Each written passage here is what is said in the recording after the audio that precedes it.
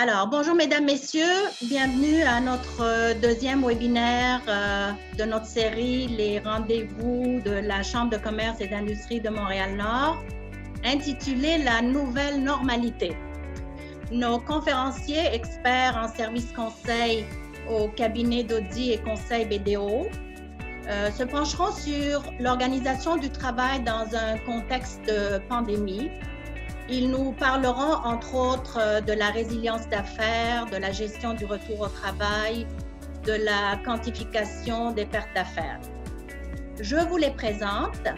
Madame Josiane Simon, vice-présidente service conseil en risque au sein du BDO, œuvre depuis 1998 dans le domaine de la gestion des risques, des urgences et de la continuité des affaires.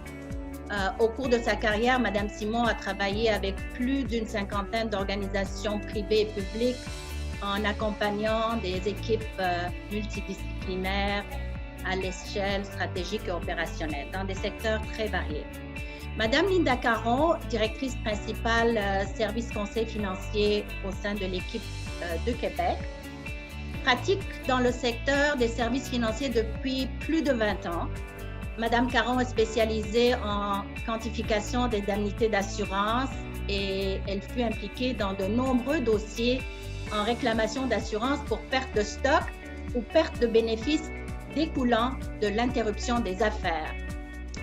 Monsieur Jean Dénommé, directeur service conseil en ressources humaines au sein de l'équipe de Québec, a œuvré principalement dans les secteurs du développement des gens et des organisations, de la gouvernance, du leadership, du recrutement des cadres et de la mise en application des changements organisationnels.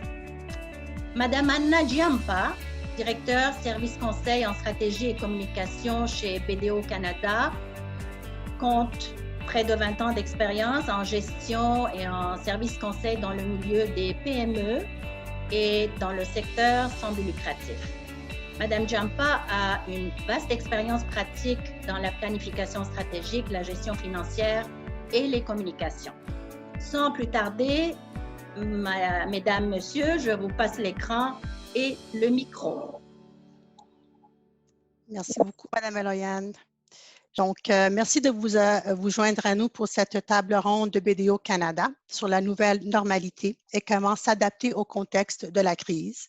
Avant de commencer, je vous invite à visiter notre centre d'information COVID-19 auquel vous pouvez accéder à partir du site bdo.ca.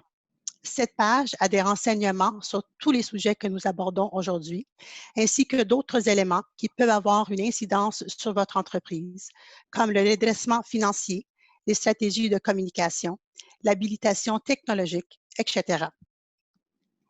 Mon nom est Anna Giampa. Oh, attendez, j'ai deux écrans.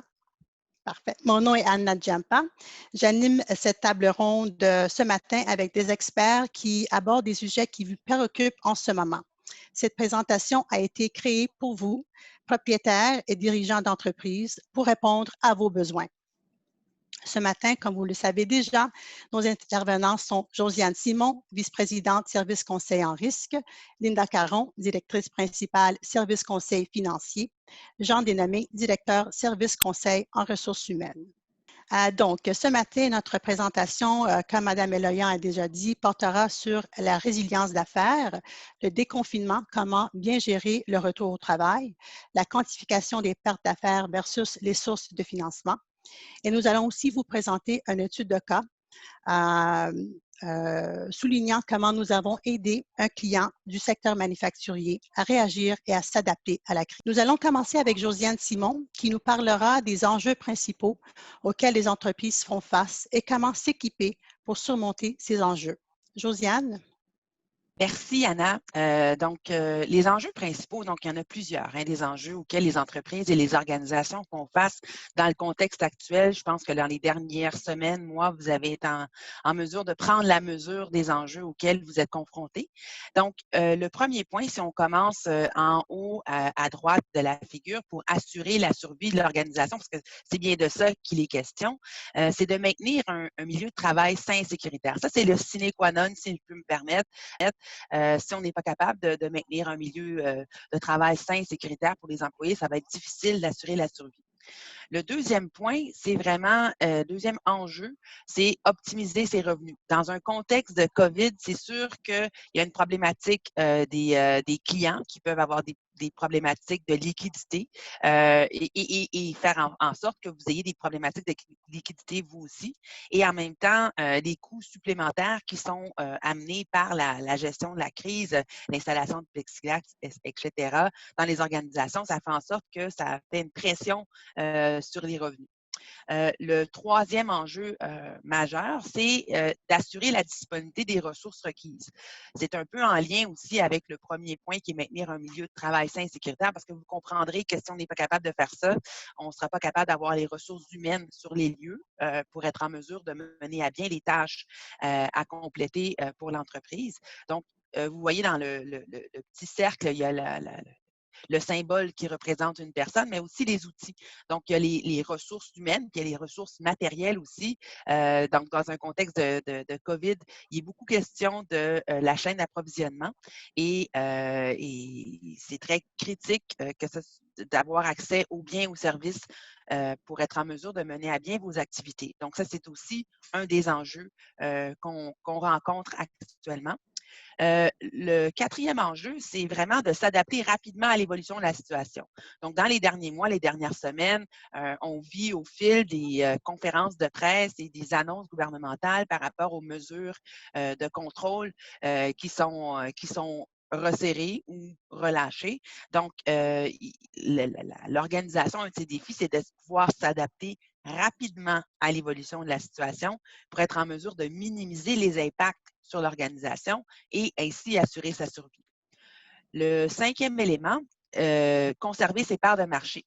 Donc, on parle beaucoup du risque réputationnel ici. Donc, si on n'est pas en mesure de remplir ses obligations en tant qu'organisation, ses obligations envers ses clients, ses créanciers et ainsi de suite, il y a un impact réputationnel sur l'organisation et ça, c'est un enjeu qu'il faut garder dans la ligne de mire, là, dans la gestion de la situation, s'assurer qu'on va sortir à peu près indemne, si je peux me permettre, sur le plan réputationnel. Tout ça dans la perspective d'assurer la survie de l'organisation ou de l'entreprise. On passe à la prochaine. Oui.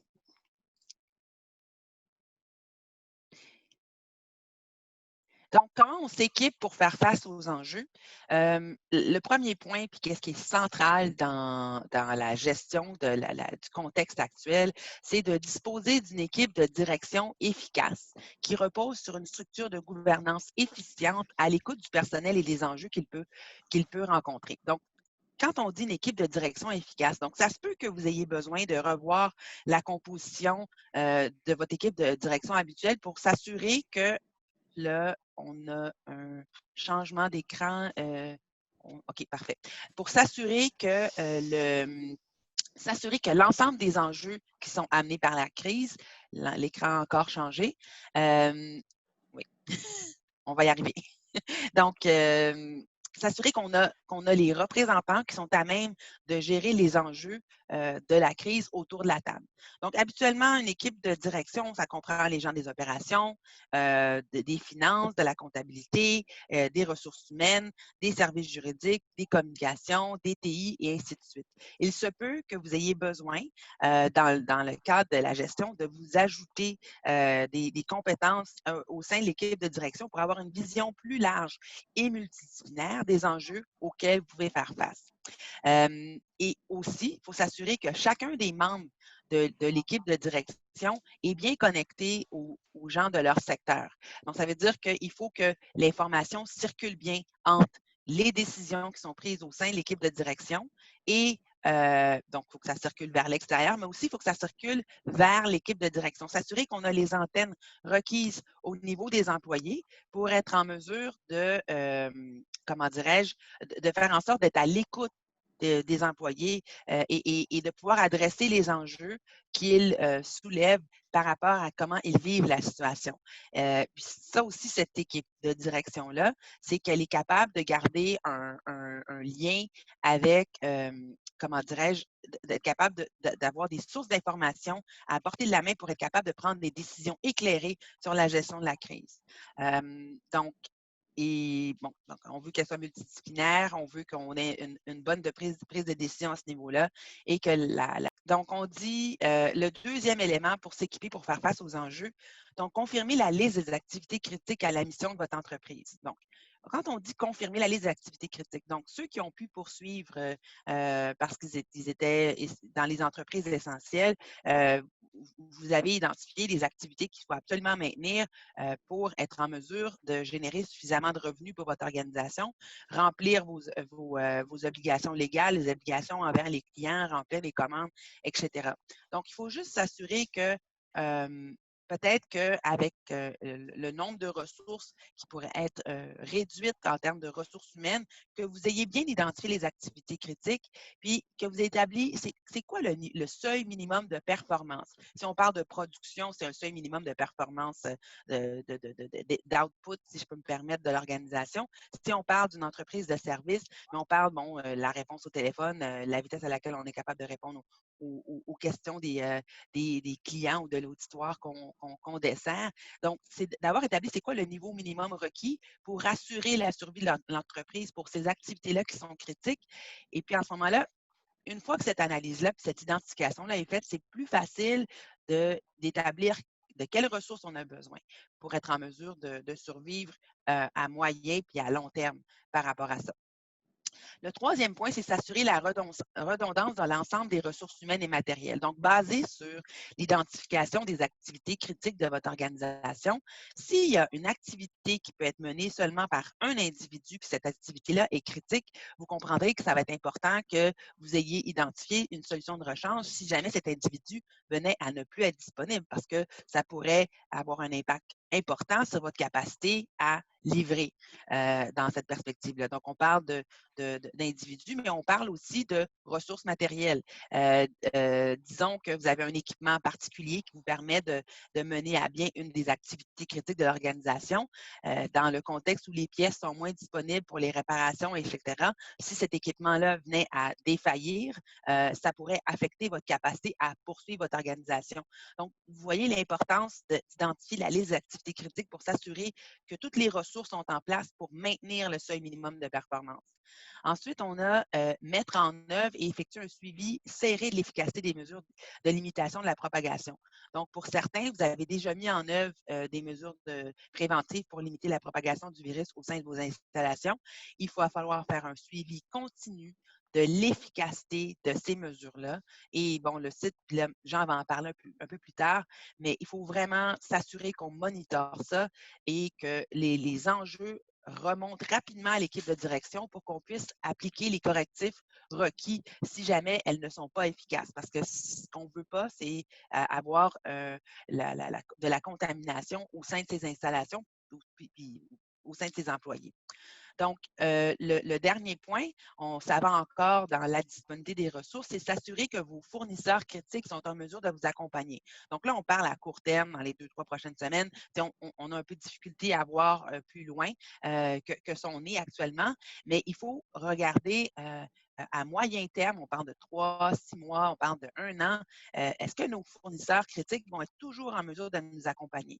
Donc ça, ça passe par probablement poser des questions ou faire une petite revue rapide là, de leur état pour s'assurer qu'ils vont être là pour la durée. Là, parce qu'on s'entend là, que la situation actuelle, elle va perdurer. On parle minimum pendant un an et demi, si ce n'est pas plus long. Donc, moi, c'est tout ce que j'avais à dire pour cette portion-ci. À ce moment-là, je te repasse la parole, Anna. Merci, Josiane, et désolée encore pour le problème technologique en ce moment. Tu as parlé des ressources humaines en termes d'équipe, de direction et du besoin de s'assurer de la redondance. On va se tourner vers Jean maintenant qui nous expliquera comment bien gérer le retour au travail et comment s'équiper pour faire face à l'avenir. Jean, question pour toi. En matière de gestion humaine au travail, quels sont actuellement les principaux enjeux reliés à la COVID-19 et le retour au travail progressif? Merci beaucoup, Anna. Bonjour à tous et à toutes. Alors, évidemment, il y a plusieurs enjeux. Il y a énormément d'enjeux à lesquels font face les gestionnaires de toute organisation actuellement. Je les ai regroupés en 5 grandes préoccupations, vraisemblablement actuellement qui est en cours, les plus grandes étant la première chose, évidemment, Josiane en parlait, c'est toute la revue des pratiques et des pratiques santé et sécurité au travail, mais plus particulièrement au niveau de l'hygiène au travail. Qui sont la première étape, je pense, à faire, autant par rapport à la continuité d'opération que pour tous les retours au travail. Après ça, la préoccupation seconde, c'est combler ses besoins en main-d'œuvre.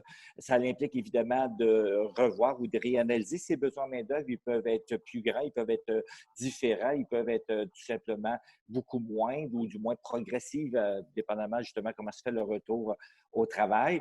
À partir de là, il faut évidemment rappeler les gens au travail dans la plupart des cas. Donc, ce que j'ai volontairement appelé de gérer le droit de rappel au travail, parce qu'évidemment, il s'agit d'un droit de rappel que les employés qui ont été mis à pied temporaire possèdent. On en parle tantôt. Évidemment, suite qu'on va rappeler aux gens, la préoccupation, c'est qu'il y a des gens qui ne pourront pas revenir au travail ou qui ne peuvent pas revenir au travail. Donc, gérer les cas d'incapacité de retour au travail ou d'invalidité en tant que tel. Je pense aux gens qui ont 70 ans et plus. Je pense aux gens qui ont des conditions personnelles préexistantes, des maladies chroniques. Et puis aussi, toute la portion télétravail à laquelle on choisit ou c'est peut-être recommandable de continuer le télétravail, mais comment on gère ces personnes-là, comment on s'assure de la mobilisation et de la supervision, s'assurer qu'ils gardent le moral et puis qu'ils donnent les résultats. Et puis, quand est-ce qu'on les rappelle aussi? Prochaine page. Alors, bien gérer le retour au travail, on va regarder ensemble plus précisément par rapport aux 5 préoccupations que je viens d'énoncer d'une façon plus concrète. Et puis, j'en profite pour vous glisser rapidement, mais les conseils que je trouve les plus pertinents là, pour vous, qui peuvent vous aider justement là, à faire la différence. Donc, au niveau des mesures de santé, sécurité et d'hygiène, évidemment, il s'agit beaucoup plus, évidemment, souvent de simplement revoir les processus d'hygiène. La première chose, évidemment, qu'on va faire, évidemment, c'est de mettre en place, enseigner et puis répéter, sensibiliser au quotidien les mesures sanitaires et de distanciation physique qui sont émises actuellement là, par les autorités de santé publique, évidemment. C'est toujours de gérer l'application concrète dans son milieu de travail. Puis il va y avoir plusieurs milieux dans une organisation parfois, donc il faut faire une certaine analyse. Évidemment, la CNESST a fait un très bon travail, à mon avis, parce que j'ai eu à revoir tout l'ensemble des outils qu'ils ont mis par secteur d'activité et puis qui donnent, je pense, un très bon coup de main là, aux employeurs. Là, il s'agit évidemment de prendre le temps de les regarder. Et souvent, à la base, c'est de revoir, faire une petite analyse de quels sont les risques de propagation, quels sont les dangers pour la personne. Et ça fait partie justement de l'obligation de l'employeur et puis, je dirais, de son comité de santé et sécurité au travail, son comité de prévention. Et puis, mon petit conseil, effectivement, c'est peut-être de les utiliser, ces gens-là, les responsabiliser, puis qu'eux autres-mêmes font l'analyse des changements puis des nouvelles mesures. Et puis, ils vont être souvent un vecteur beaucoup plus efficace de sensibiliser leurs propres collègues par rapport aux dangers qu'ils ont vus. Tout ça, faire participer les gens aussi, c'est peut-être la meilleure façon de les sensibiliser. Puis évidemment, vous le savez déjà, vous aurez toujours l'odieux, évidemment, de répéter, et puis de sensibiliser quotidiennement parce que ce qu'on met en place aujourd'hui, évidemment, au bout d'une semaine ou deux, les humains, on a tendance à relâcher les mesures. Donc, ça, c'est la première étape en tant que telle. Au niveau du retour au travail, ce qui est important de savoir, c'est peut-être au moment de rappeler, c'est déjà indiqué, quand on est bien préparé, c'est déjà indiqué justement à vos travailleurs quelles sont les mesures qu'ils devront prendre. Ça les débute à se préparer, à les sensibiliser et aussi à les sécuriser. Parce qu'il y a des gens, évidemment, qui vont avoir plus ou moins peur. Il y en a d'autres qui vont être beaucoup plus nerveux par rapport à leur santé. Donc, c'est une autre forme, évidemment, de faciliter le retour au travail et déjà les mettre au fait de la fameuse nouvelle réalité qu'on vit. Euh, Je continue. Alors, évidemment, en deuxième lieu, c'est évaluer vraiment ses besoins en main-d'œuvre. Alors, évidemment, je vois beaucoup d'employeurs qui m'appellent et puis ils ont comme vu que ça rouvrait, ils m'appellent puis c'est comme s'ils sentaient l'obligation de rappeler tout le monde. Et puis, il y a beaucoup de questions qui se posent à ce niveau-là. Donc, la première chose qu'on conseille, autant que faire se peut, c'est de prévoir le plus adéquatement ses besoins à moyen et long terme. Vous me direz que prévoir le long terme, c'est vraiment quelque chose de difficile. Je l'admets avec vous immédiatement. Mais encore une fois, de revoir avec les nouvelles réalités, revoir avec peut-être le retour progressif et puis de choisir une démarche qui va faire, premièrement, peut-être faciliter le retour au travail par une progression au lieu de rentrer tout le monde. Deuxièmement, si vous avez besoin de pas de tout le monde, c'est peut-être le moment aussi où il faut prendre des décisions. Puis au lieu de rappeler, mais de faire des licenciements en tant que tel. Je parlais de gérer les besoins de main-d'œuvre parce que justement, la prochaine étape, ça va être évidemment de regarder comment on fait le rappel au travail. Donc, il s'agit d'être bien prêt à ce niveau-là.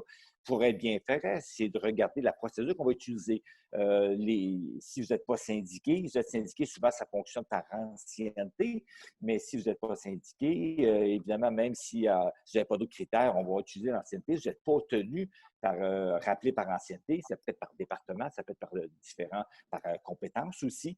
Et puis selon, encore une fois, les besoins que vous allez avoir préétablis.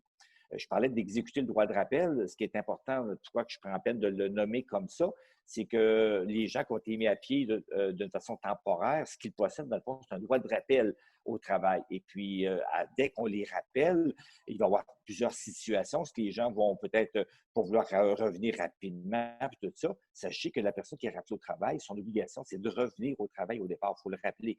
Il y a des gens qui vont l'oublier, il y a des gens qui ont peut-être commencé un autre emploi en attendant, parce qu'il y a eu une bonne période de mise à pied. Mais dès que vous les rappelez au travail, leur obligation, c'est d'exercer leur droit de rappel et de revenir au travail. Évidemment, on va en parler dans quelques minutes. Il y aura des situations dans lesquelles évidemment, les personnes ne pourront pas venir, puis on va autoriser des congés maladie, des congés d'invalidité ou des congés sans solde, mais il y a quand même des limites aussi. Et puis, le rôle de l'employeur, évidemment, c'est de prendre les moyens qu'il faut d'accommodement, mais les moyens raisonnables et non accepter qu'il y ait 15 ou 20 de votre population qui ne rentre pas au travail demain matin quand vous voulez repartir.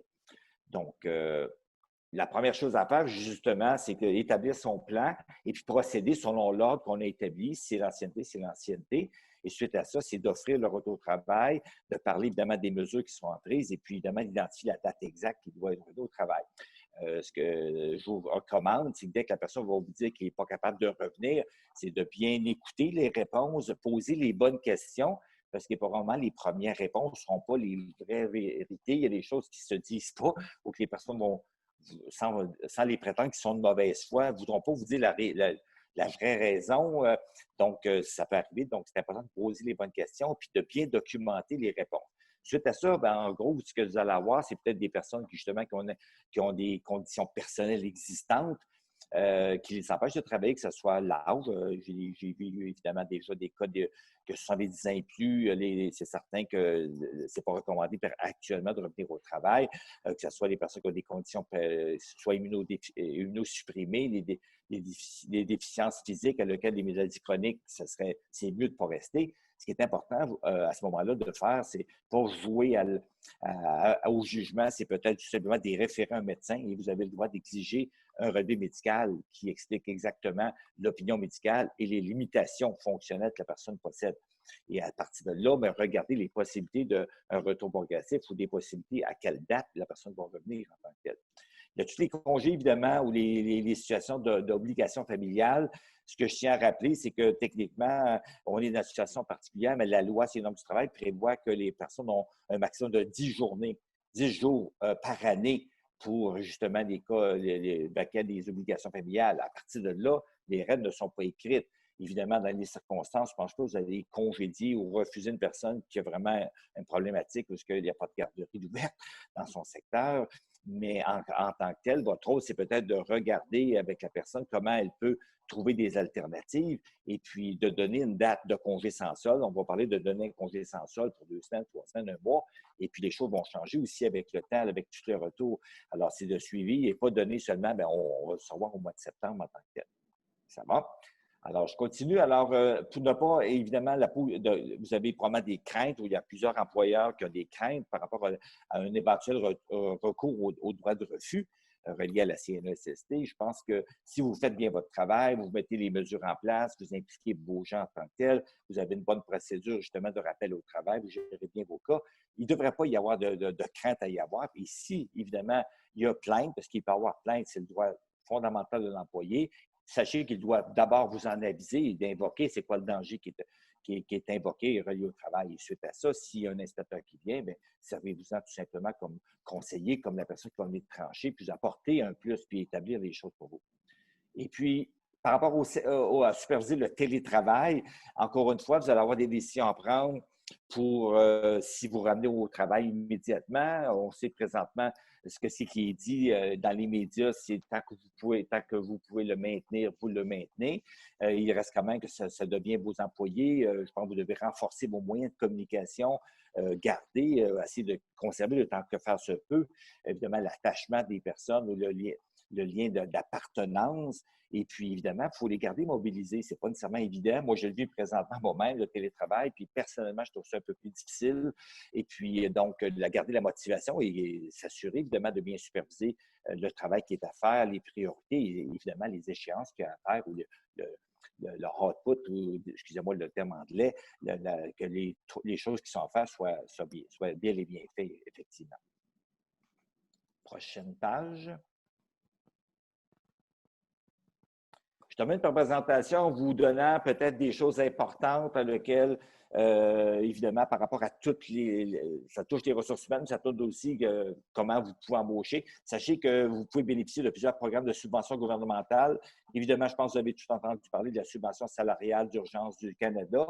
Il y en a qui ont entendu parler du PACMI. Je l'ai volontairement rayé parce que sachez qu'ils ont déjà atteint le budget maximum pour ce programme-là de formation de la main-d'œuvre. Donc, il n'est plus disponible. Sachez toutefois qu'il reste d'autres programmes qui étaient déjà en place. Donc, les mesures de formation qu'on appelle le programme MFOR. Il y a plusieurs programmes de développement de la main-d'œuvre aussi. Sachez, par exemple, que des professionnels comme nous, on peut, avec un plan bien présenté, on peut être subventionné jusqu'à 50 de nos honoraires pour vous donner un coup de main. Évidemment, excusez-moi de faire la publicité, mais je pense que c'est une ressource à laquelle vous pouvez avoir besoin, puis il y a moyen de se faire financer, évidemment, ou de vous aider, un soutien qui est quand même appréciable à 50 vous allez avoir évidemment révisé l'ensemble de vos politiques, procédures de travail et vos pratiques de gestion face évidemment à une nouvelle réalité. Au retour au travail et tout ce que vous vivez, vous allez faire des choses temporaires, vous allez faire un paquet d'affichage, des choses comme ça, mais il ne faut pas oublier que vos ententes, tout l'ensemble de vos choses n'ont pas été mis à jour et puis probablement que les choses qui étaient existées au passé ne sont plus valides. Donc, il y a un travail à faire important de mettre ça en tant que tel. Et souvent, évidemment, ça l'implique vraisemblablement parfois de revoir et même renégocier vos contrats de travail, que ce soit vos contrats de travail individuels, écrits ou non, parce que sachez que vos employés, quand ils sont embauchés, ils ont un contrat de travail individuel s'il n'y a rien d'écrit. Et puis, tous les contrats de travail collectifs, je pense évidemment, si vous êtes évidemment syndiqué, vous allez avoir à négocier peut-être certaines choses avec les agents syndicaux, avec vos représentants syndicaux, et puis le manuel d'employé aussi, à lequel souvent on dit qu'on en a un, mais c'est des choses qui sont beaucoup passées date. Alors, évidemment, il y a beaucoup de politiques, procédures, pratiques de gestion à mettre à jour en tant que telles. J'invoque de dynamiser ces pratiques en prévention, santé et sécurité au travail. Ce que je veux vous sensibiliser, c'est ce que vous allez mettre en place aujourd'hui. Probablement, dans 3 semaines, 1 mois, ça va être différent. Les mesures vont s'assouplir, et puis il y a des choses à lesquelles vous allez peut-être vouloir garder par prévention, c'est tant mieux, mais peut-être aussi il y a des choses plus lourdes, vous allez pouvoir, je dirais, sans évidemment altérer la santé des gens, bien, assouplir des choses, donc ça va être des choses toujours encore une fois remettre à jour et que ça soit dynamique. Et puis, dernier point qui je trouve important, c'est qu'on a vécu de quoi une pandémie, on a vécu de quoi d'inédit, une crise mondiale. Je pense que quand vous allez avoir un peu de temps, ce qui serait important, c'est de prévoir un plan de contingence et une cellule de crise. regardez ce que vous avez bien fait pour justement s'en servir de ce qu'il y aura une prochaine, ou s'il y avait justement cette fameuse deuxième vague que tout le monde parle, et puis mettre en place les choses qui n'ont pas fonctionné, trouver des solutions pour la prochaine fois aussi. Puis quand on parle d'une nouvelle crise, bon, c'est pas seulement les pandémies, mais il y a toutes sortes, évidemment, on pense aux crises du verglas en 1998, si je ne m'abuse. On peut penser à un incendie chez vous, on peut penser dans vos installations, on peut penser à toutes sortes de crises que c'est toujours de l'imprévu. Donc, avoir une cellule de crise qui peut prendre le relais puis vous aider à gérer ça, c'est peut-être vraiment un très bon conseil à prévoir. Un gros merci, Jean, pour ces informations concernant les employés. Je crois que vous seriez tous d'accord que les employés sont vraiment la pierre angulaire de l'entreprise. Donc, merci beaucoup pour ça, Jean. Merci. Maintenant, nous nous tournons vers Linda, qui nous parlera de l'incidence de la COVID en termes de réclamation d'assurance. Et Linda, j'ai 2 questions pour toi. Premièrement, plusieurs entreprises ont perdu des revenus.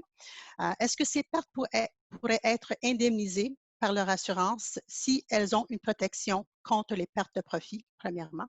Et deuxièmement, pourquoi devrait-on recenser distinctement les dépenses qui ont été encourues suite à la COVID? Alors, merci Anna. Je vais essayer de faire un petit peu plus rapide. Là. Je vois que le temps roule. Le temps file. Alors, effectivement, depuis le début de cette pandémie, plusieurs entreprises se sont tournées vers leur assureur ou ont pensé pouvoir réclamer en vertu de leur contrat d'assurance. Il faut savoir qu'une couverture d'assurance en perte d'exploitation, pour qu'elle puisse être mise en place, mise en vigueur, il faut qu'il y ait eu un dommage matériel aux biens. Alors, une pandémie, évidemment, il n'y a pas de dommage matériel aux biens. Alors, plusieurs se sont vus refuser ce genre de réclamation-là. Et il y a des exclusions qui sont spécifiques au niveau de certains risques. Toutefois, moi, le conseil que j'ai à vous donner, c'est de vérifier vos couvertures d'assurance. Si vous ne l'avez pas déjà fait, faites-vous accompagner par vos courtiers ou par les gens spécialisés dans ce secteur-là, parce qu'il y a certains contrats d'assurance qui couvrent expressément les pandémies. C'est toutefois des garanties qui sont limitées. C'est des petits montants. C'est souvent pour des frais supplémentaires. Par ailleurs, il y a, à ma connaissance, parce qu'on est déjà 2 mois plus tard, ceux qui ont des couvertures avec la Société Générale Northbridge ou les Lloyds, ils ont des petits montants de réclamation, de garantie. De 10 000, 25 000. Ce n'est pas beaucoup. Des fois, il faut penser une réclamation a un impact sur la prime, mais à tout le moins, le conseil que j'ai à vous donner, c'est vraiment de regarder vos contrats d'assurance et de voir s'il n'y a pas une couverture comme telle à ce niveau-là. Par contre, on vous demande quand même de documenter quand même vos dommages, de conserver vos registres. Parce qu'il y a quand même une décision qui a été rendue en Ontario à la fin du mois de mars qui semble ouvrir une espèce de définition plus large à la notion de dommage matériel. Alors, peut-être qu'il peut y avoir une jurisprudence qui peut avancer en ce sens-là, mais à tout le moins, le conseil qu'on peut vous donner, c'est vraiment de documenter les gestes que vous avez posés depuis le début de cette COVID-là, parce qu'on ne sait jamais, ultérieurement, on voit que le gouvernement de jour en jour, de semaine en semaine, évolue en termes de programmes financiers et d'aide aux entreprises. Alors, peut-être que éventuellement, dans quelques mois, au prochain budget fédéral ou provincial, il peut peut-être y avoir des aides particulières de donner aux entreprises en lien avec tous les frais que vous encourez ou les pertes que vous encourez en lien avec la COVID. Ça peut peut-être être une super déduction fiscale ou à tout le moins, recenser quand même tous les gestes et les dépenses que vous encourez en lien avec la COVID. Que ce soit, la date d'arrêt de vos opérations ou de votre fermeture, est-ce que vous avez perdu des contrats spécifiques? Est-ce que vous avez perdu des revenus spécifiques? Est-ce que vous avez pris des actions pour mitiger vos dommages? Est-ce qu'il y a des charges d'entretien additionnelles? Assurément, en lien avec toute la reprise au travail, la sanitation additionnelle, est-ce que vous avez eu à embaucher des gardiens? Du gardiennage additionnel, des plans de communication, des charges de salaire supplémentaires pour reprendre la production. Enfin, tout ce qui est hors normal de vos opérations courantes. Et conservez vos pièces justificatives, recensez l'information séparément dans vos registres comptables. On voit ailleurs dans le monde qu'il y a comme une espèce de revirement. Certaines compagnies d'assurance ont comme fait un revirement là, et ont décidé de couvrir de façon limitée leurs assurés. Alors, il y a une évolution dans ce sens-là. Il y a des recours collectifs, des demandes de recours collectifs actuellement. Évidemment, il n'y a pas eu de décision de rendu, mais ultimement, s'il y a quelque chose, bien, au moins, vous serez déjà prêt. Parce que là, actuellement, on a pour mettre en place tous les moyens, alors que dans 1 an ou dans 2 ans, peut-être qu'à posteriori, vous allez avoir de la misère à recenser ces informations-là. Alors, si on a un conseil à vous donner, c'est vraiment de tout recenser vos choses, de détailler les informations spécifiques, parce qu'actuellement, vous êtes en mesure de le faire, alors que dans 10, 12 ou 2 ans, vous allez avoir peut-être de la misère à le faire en ce sens-là. Alors, c'est mon conseil du jour. Je te laisse la parole, Anna. Merci. Okay. Donc, on a passé à travers les deux. Linda, désolée, je n'avais pas changé la diapositive. Il n'y a pas de problème. Désolée. Donc, merci encore, Linda, pour ça. Avant de passer à la période de questions, j'aimerais inviter Josiane à nous présenter très rapidement une étude de cas. Josiane. Donc, merci, Anna. Donc, oui, donc on passe à la prochaine diapositive. Donc, à la mi-mars cette année, il y a une entreprise manufacturière qui est un de nos clients qui a fait appel à nous pour nous demander de les soutenir dans le contexte de la COVID. Donc, le premier élément à l'ordre du jour qu'on a réussi à faire pour eux, c'est que c'est exactement au moment où le gouvernement provincial avait sorti la liste des entreprises essentielles pour lesquelles ils avaient l'autorisation de poursuivre leurs activités au-delà du 25 ou du 26 mars. Donc, ce qu'on a fait, c'est qu'on a été chercher les justificatifs, monter un argumentaire qui a été transmis à l'avocat de l'entreprise pour préparer une lettre pour justifier justement qu'il devait rester ouvert au-delà de la date limite qui avait été établie par les autorités gouvernementales. Le deuxième point qu'on a fait, c'est ils avaient déjà mis en œuvre, parce qu'on était déjà à la mi-mars, ils avaient déjà mis en œuvre des mesures de prévention pour limiter la propagation du virus au sein de leurs installations. Donc, ce qu'on a fait, c'est qu'on a recensé l'ensemble des mesures qu'ils avaient mis en œuvre, puis on les a comparées à ce qui était requis par les autorités en santé publique, que ce soit au niveau provincial, fédéral, puis on a même été jeter un coup d'œil au niveau de l'OMS. On a fait la correspondance ou l'adéquation entre les mesures qui avaient été mises en œuvre par l'entreprise puis celles qui étaient promulguées par les différentes instances, et on a pu faire des recommandations sur des mesures supplémentaires à envisager par rapport à ça. Le troisième aspect, qui était l'aspect très important, puis pour le retour au travail, ceux qui ont arrêté puis qui pensent à revenir dans les installations, c'est très important, c'est d'avoir une procédure très claire par rapport à qu'est-ce qu'on fait quand on a des personnes au sein de notre effectif qui peuvent ressentir des symptômes ou qui, alors qu'ils sont dans des installations ou qu'ils ont fini leur journée, qu'ils sont rendus à la maison, et ou qui sont déclarés vraiment COVID. Parce que là, vraiment, le temps et le délai d'action est vraiment critique là, pour réduire les possibilités de contamination supplémentaires au sein de vos installations, puis réduire la durée de la fermeture ou de la fermeture partielle d'une portion de vos installations en lien avec cette contamination-là. Donc, on a développé une procédure très détaillée, très claire en fonction des différentes ressources qui devaient faire quoi par rapport à cette situation-là. Ça, c'est très important. Aussi, vous n'êtes pas sans savoir qu'il y avait un nombre important de programmes gouvernementaux qui étaient annoncés tant à l'échelle fédérale que provinciale. Et il y a une équipe de BDO qui les a aidés à déterminer, en fonction du contexte particulier de l'organisation, comment se prévaloir de ces programmes-là, puis lesquels s'adaptaient le plus à leur contexte, puis lesquels étaient les plus avantageux. Donc, c'est sûr que de démêler tout ça, là, ça les a vraiment aidés par rapport à ça.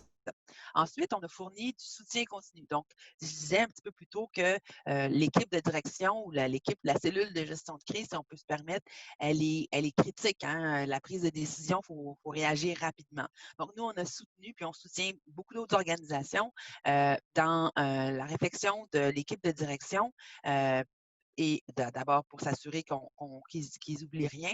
Et aussi, ils nous ont confié des mandats bien particuliers qui étaient issus des réflexions de l'équipe de direction, que ce soit la communication aux employés, de trouver une firme en médecine du travail qui était capable de les accompagner pour les cas particuliers pour le retour au travail. Par exemple, les directives gouvernementales, des fois, il y a des cas qui peuvent tomber entre les directives gouvernementales, puis on a besoin d'avoir un avis beaucoup plus précis pour être en mesure de dire, OK, cette personne-là peut revenir au travail ou elle ne peut pas revenir au travail par rapport aux symptômes qu'elle présente. Donc, ça a été un élément critique. Et puis aussi, pour la quantification des dommages, il y a une de nos équipes de BDO qui est déployée dans l'entreprise pour les aider par rapport à la quantification des dommages liés à la COVID. Donc, ça fait le tour pour une entreprise qui poursuit toujours donc, elle n'a jamais arrêté ses opérations. Et puis, on peut dire que ça va quand même relativement bien pour cette organisation-là maintenant. Et en ce moment, je crois qu'on continue à les supporter. On continue. Oui. On continue à les supporter par rapport à la sélection des programmes d'aide gouvernementaux puis la quantification des dommages. Parfait, excellent. OK, mais merci. Ça nous aide aussi à comprendre où les mêmes situations peuvent se répéter dans d'autres entreprises. J'ai quelques questions pour les intervenants avant de passer à la session la période de questions. Première question peut-être pour Josiane ou Jean. Comment faire pour assurer la redondance des ressources requises humaines et matérielles, comme Josiane avait dit avant, dans un contexte de rareté? Oui, donc Jean a bien abordé les éléments pour s'assurer que les ressources soient en mesure qu'on ait accès à nos ressources humaines, les différents mécanismes possibles par rapport à ça. Moi, ce que je ferais, c'est que je dirais ce dont je vous parlais tout à l'heure par rapport à l'identification des activités critiques, le seuil minimum de performance que vous devez maintenir afin d'assurer la survie de l'organisation puis maintenir les revenus, mais ça, c'est intimement lié aux ressources. Donc, une fois que vous avez fait cette analyse-là, vous savez quels sont le nombre de ressources minimales dont vous avez besoin, que ce soit des ressources humaines ou des ressources matérielles. Donc, pour les ressources humaines, ça peut vouloir dire que vous allez diviser, si vous établissez qu'on peut se permettre un 50 de performance, vous allez peut-être diviser votre équipe en deux pour être sûr qu'en une équipe A et une équipe B, pour être sûr que ces gens-là ne soient pas sur les installations en même temps et de faire en sorte qu'il y ait des procédures de nettoyage dans les changements de quart de travail et puis qu'on puisse maintenir la production à 50 de la capacité. Pour les ressources matérielles, c'est de s'assurer qu'on a les pièces de rechange à disposition en cas de bris pour éviter l'arrêt des opérations. Puis si vous n'avez pas suffisamment de ressources pour assurer une redondance, d'avoir fait l'analyse, vous allez connaître vos vulnérabilités. Si, par exemple, vous avez une personne pour une tâche qui est critique, vous savez que vous avez une seule personne pour cette tâche qui est critique-là parce que vous avez fait l'exercice. Mais vous êtes capable de vous préparer si jamais cette personne-là devait comment dirais-je, s'absenter. Vous savez quel impact ça a. Vous êtes capable de commencer à penser aux solutions ou aux mesures de mitigation, que ce soit la discussion avec les clients qui dépendent ou les tiers qui dépendent de ce service-là. Vous êtes capable, vous êtes déjà quand on connaît le problème, on a 50 du problème de régler. C'est ça, de régler. Donc, c'est déjà de savoir ça. Donc, même si vous n'arrivez pas à combler les ressources, vous savez exactement quel est l'impact sur votre opération parce que vous aurez fait l'analyse préalable d'identifier les activités critiques et les seuils minimums de performance. Je vais juste ajouter rapidement, mais je vais là passer, je vais être très rapide. Je reprends un petit peu de façon plus technique ce que tu viens de dire, Josiane. Ça passe par une bonne planification de sa main-d'œuvre et évidemment un bon plan de formation. Évidemment, quand on parle de planifier de main-d'œuvre, on parle de planifier la relève. Et puis, planifier la relève, ce n'est pas seulement de prévoir les gens qui s'en vont en retraite, mais c'est vraiment de prévoir le prochain step que les gens peuvent prendre. Et un peu comme par rapport à ce que tu disais, Josiane, s'il y a quelque part des points critiques, mais de déjà préformer des gens, même s'ils ne sont pas parfaitement habile comme la personne qui détient le poste, mais qui peut prendre le relais rapidement. Donc, ça passe par ces points-là. J'arrête là pour l'instant. Merci à vous deux. Deuxième question, la situation est très fluide. Comment faire pour être capable d'avoir une vision un peu plus à long terme et favoriser la proactivité de l'entreprise? Donc, les autorités gouvernementales suivent des indicateurs bien précis là, afin d'établir si on peut se permettre de relâcher ou de resserrer les mesures de contrôle dans la société pour la contamination. Donc, moi, ce que je dirais peut-être aux gestionnaires, c'est de garder un œil sur ces indicateurs-là pour ne pas attendre que la décision. Il ne faut pas être pris par surprise quand la décision gouvernementale arrive. Ce n'est pas de se substituer aux autorités sanitaires en faisant des prévisions très, très compliquées, mais c'est de suivre, par exemple, le site de l'INSPQ qui est très bien fait, très bien monté et qui présente un petit peu les tendances par rapport à ça. Donc, si on remonte dans la vague, on peut s'attendre à ce que les mesures de contrôle il y en ait plus qui soient mises en œuvre, puis c'est de faire des scénarios au sein de l'entreprise par rapport à l'impact de ces mesures de contrôle-là sur les opérations et les activités critiques et les ressources pour être en mesure de se préparer à cette situation-là. C'est sûr qu'il n'y a personne qui a une boule de cristal, c'est pas évident, mais je pense que c'est un outil supplémentaire là, de ne pas attendre les directives gouvernementales, mais de garder un œil sur les indicateurs clés là, par rapport à la progression de la COVID. Excellent, excellent. Je crois qu'on va peut-être ouvrir la période de questions aux participants. Madame Eloyan, je crois que vous voulez faciliter cette portion. Merci. Je remercie nos invités pour leur présentation. Avant d'ouvrir la deuxième petite période de questions pour nos invités aujourd'hui, je voudrais quand même annoncer, on l'avait annoncé lors de nos rappels de courriel, que le cabinet BDO offre gracieusement 5 blocs de consultation gratuite d'1 heure chaque aux 5 participants de cet entretien d'aujourd'hui.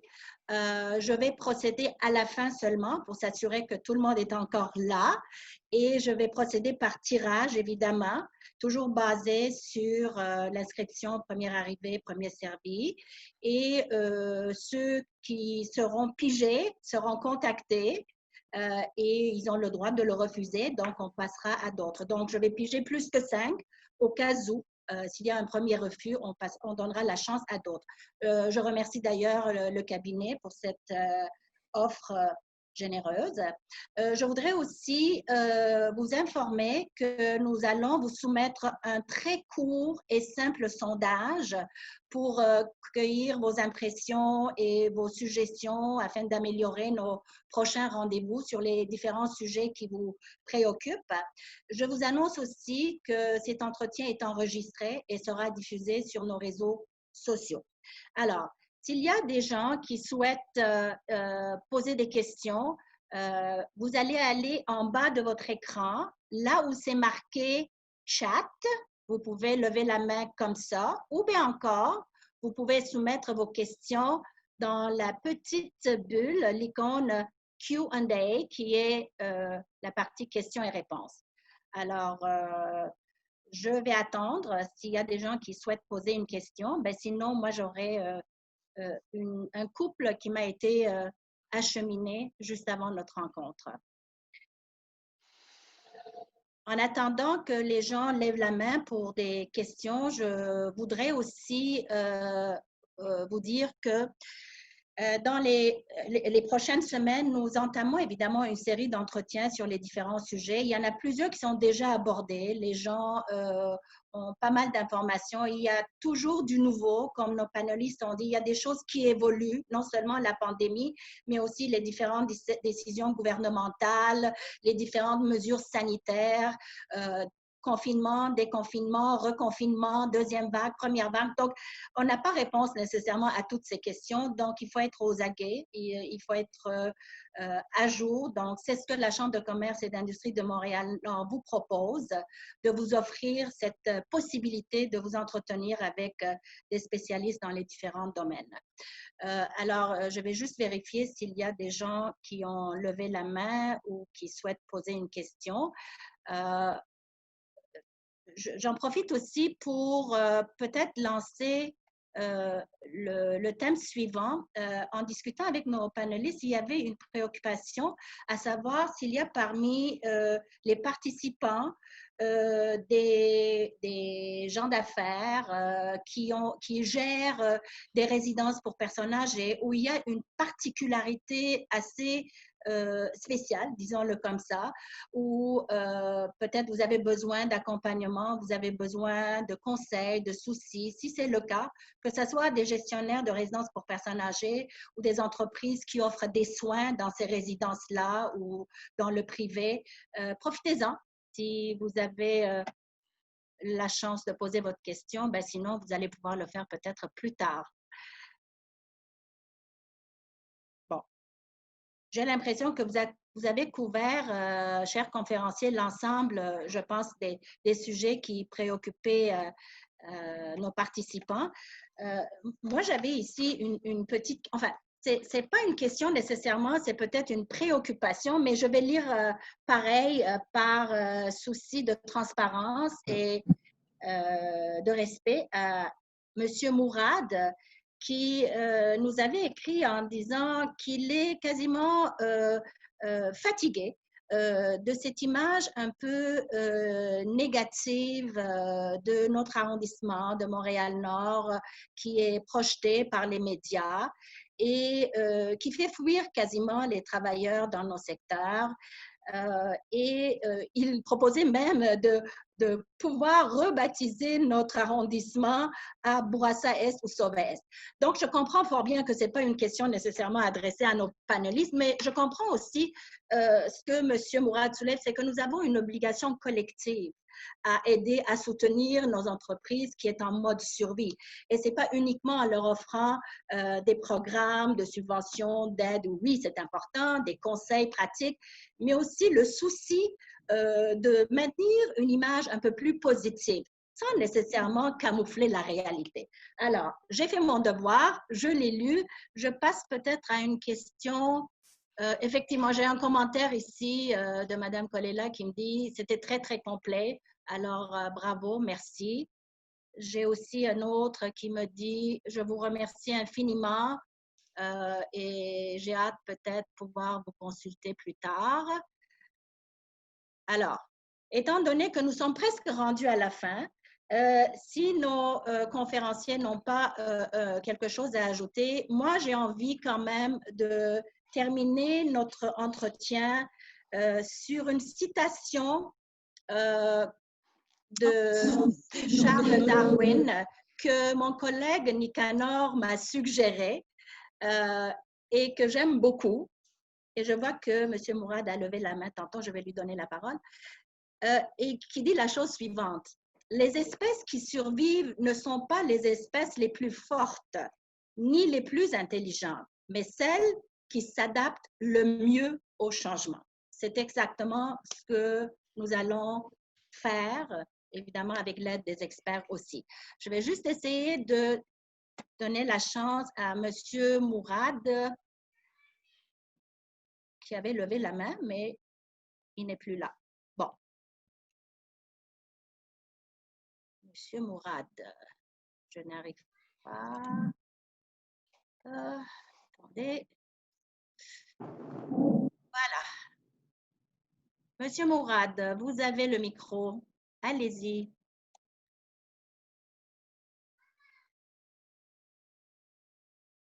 Je pense que vous n'arrivez pas. Mais Madame Eloyane, selon ce que je vois. Ah. Monsieur Mourad, êtes-vous là? Oui, je suis là. Mais m'entendez-vous?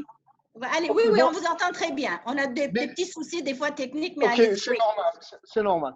Tout d'abord, bravo pour cette initiative, excellente initiative d'éducation et de formation. Mais moi, je vais intervenir à double titre. D'accord?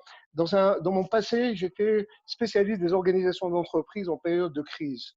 Et depuis que je suis au Canada, ça fait à peu près 23 années, d'abord, je suis un double résident de Montréal-Nord. Je suis à la fois résident particulier avec ma famille, etc. Je suis propriétaire d'une maison depuis une vingtaine d'années et j'ai investi à Montréal-Nord. J'ai investi dans une entreprise de service aux personnes, c'est-à-dire à la petite enfance. Et ça fait 9 ans, 8 ans, on va dire, que nous essayons, bon an, mal an, de maintenir notre petite PME, qui est véritablement une entreprise familiale avec notre petit collectif d'éducatrices. Donc, j'exploite une entreprise qui fournit des services à la petite enfance et nous sommes très, très impliqués depuis le début de la pandémie, exactement sur demande du ministère de la Famille. Nous avons montré notre détermination à apporter notre concours, tant par rapport à la situation globale, etc., mais aussi par rapport à la situation particulière de Montréal-Nord. Je déplore, je le dis, et j'ai eu à discuter plutôt, j'ai eu l'avantage d'avoir une interview qui a été faite par un journaliste que je ne connaissais pas, qui m'avait appelé, qui m'a sollicité il y a à peu près 2 semaines, et j'ai fait part de nos appréhensions dans notre domaine. Mais ça concerne, je dirais, tous les opérateurs publics, mais particulièrement à Montréal-Nord, qui est l'épicentre de la pandémie au Canada. D'accord ? Et tout le monde le sait. Je ne remets pas en cause les médias qui donnent une image, je dirais, relativement peu reluisante. Mais ça fait des années que ça traîne. Ça porte préjudice à nos investissements. Ça porte préjudice à la valeur de nos propriétés. Ça porte préjudice, même quand on se déplace dans d'autres arrondissements, quand vous leur dites, je viens de Montréal-Nord, il y a comme, je m'excuse du terme, il y a comme une espèce de, je dirais, de discrimination régionaliste. Mais c'est pas ça l'objet de mon… Monsieur Mourad, si vous me permettez, on comprend très bien, d'ailleurs, c'est ce que j'ai lu dans vos commentaires. On l'a très bien retenu. Mais auriez-vous quelque chose en particulier à adresser à nos panélistes? Oui. Si vous avez une question, allez-y. Oui. J'arrive. Je voudrais savoir, eux qui sont des spécialistes des organisations et des conseils en termes de modèle managérial, quels conseils pourriez-vous prodiguer à des petites entreprises, c'est-à-dire où la direction elle est monocéphale, c'est-à-dire qu'il y a une seule personne qui fait un peu le chef d'orchestre de l'ensemble des fonctions fatales, allant du marketing jusqu'à, je dirais, s'occuper de l'entretien de tous les jours. D'accord ? Je parle des petites entreprises de Montréal-Nord qui, elles, sont très nombreuses. Et quelles sont les mesures pratiques, concrètes, que nous pourrions attendre à la fois des autorités, je dirais, fédérales? Ils ont assez fait leur part, sauf qu'il y a des petits réajustements à faire, surtout pour la subvention salariale et la subvention pour les loyers à 75%. D'accord ? Ça, c'est quand même très important. Voilà. Et oui, je dis une chose, voilà, je vous laisse la suite. Vous connaissez ma position là-dessus. Merci, M. Mourad. Je ne sais pas, Mme Jampa, si vous voulez rediriger la question à un panéliste en particulier ou c'est Mme Simon qui va répondre. Anna, on ne vous entend pas, mais… Donc… Josiane? Je disais tout simplement si vous voulez rediriger à un conférencier en particulier ou c'est Mme Simon qui va répondre à la question. Vas-y, Josiane, oui. Je pense que je peux répondre. On avait déjà il y a plusieurs entreprises qui sont des petites entreprises qui font face aux mêmes enjeux que M. Mourad a mentionné. Et on parle des entreprises très lignes. Donc, si vous avez un conseil d'administration, peut-être c'est de voir dans quelle mesure ce conseil d'administration-là peut être mis à contribution dans la gestion de l'entreprise pour avoir une représentativité plus large pour aider dans la prise de décision. Aussi, il y a peut-être de vos employés, de vos champions au sein de vos employés qui peuvent rejoindre la cellule de prise de décision pour aider à avoir une vision plus large et mieux redistribuer les tâches par rapport à tout ce qu'il y a à faire. Puis évidemment, c'est sûr que ne pas hésiter à aller chercher du soutien externe. Il y a du soutien externe qui est disponible à différents niveaux. Je pense que Jean t'en a parlé, qu'il y a le Emploi Québec, là, qui même en dehors de la COVID, subventionne en partie les services de conseillers. Là. Donc, Jean, peut-être que je te passerai la parole par rapport à cet élément-là. Mais c'est clair qu'on n'a pas la décision, la réponse qui va être en mesure de répondre complètement à la question.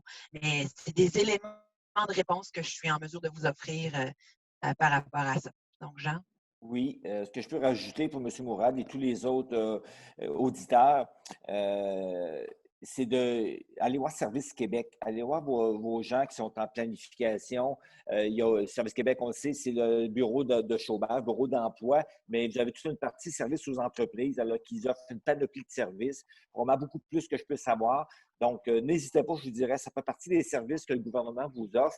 Allez les voir, parlez de vos problématiques, donnez une priorité toutefois parce que ça donne rien d'arriver avec un paquet de choses, arriver avec ce qui est plus préoccupant pour vous, puis ils vont vous trouver, je pense, des ressources, ils vont peut-être vous aider aux autres membres, ils vont peut-être vous trouver d'autres ressources, des consultants, des aides qui peuvent vraiment avoir une bonne contribution pour votre entreprise. Merci, panélistes. Une dernière chance, on a déjà dépassé de quelques minutes. S'il y a une personne qui souhaite poser une question, ben sinon, alors je vous remercie encore une fois, mesdames, messieurs, les conférenciers, mesdames, messieurs, les participants, et on se donne rendez-vous dans quelques semaines. Suivez notre infolettre, nos invitations, et nous allons évidemment aviser les 5 chanceux de cette offre d'aujourd'hui de BDO. Merci. Merci à vous. Restez en santé et ça va bien aller, comme on le dit. Ça va bien aller. Bonne journée à tout le monde. Bonne journée, merci. Bonne journée.